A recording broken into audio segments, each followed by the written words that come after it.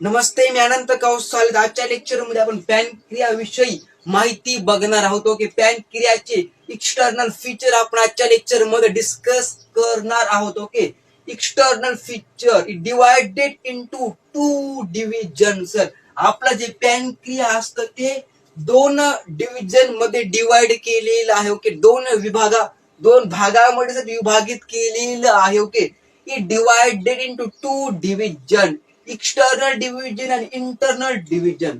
समझ में आई बात क्या? External division and internal division. External division मध्ये सर पॅनक्रियाची येते काय part, head, neck, body tail. Head, neck, body tail sir कशामध्ये? एक्सटर्नल डिव्हिजन मध्ये येतात. आणि इंटरनल डिव्हिजन मध्ये सर येतात पॅनक्रियाटिक डक्ट आणि ऍक्सेसरी पॅनक्रियाटिक डक्ट. काय सर बघा, इंटरनल डिव्हिजन मध्ये येतं सर पॅनक्रियाटिक डक्ट आणि ऍक्सेसरी पॅनक्रियाटिक डक्ट. काय सर? Accessory pancreatic duct. समझ में बात येते? ओके सर, आपण ब्लड सप्लाय ऑफ पॅनक्रिया.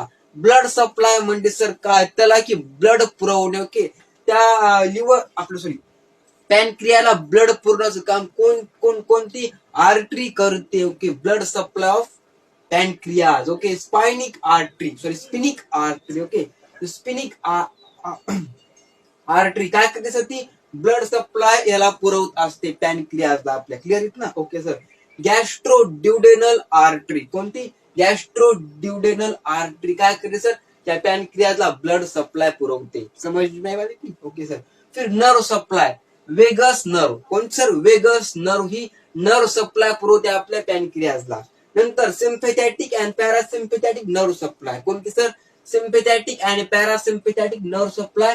हा नर्व सप्लाय कोणला पुरवतो? हा नर्व सप्लाय आपल्या पॅनक्रियाजला पुरवतो. समज में बात इतनी? ओके,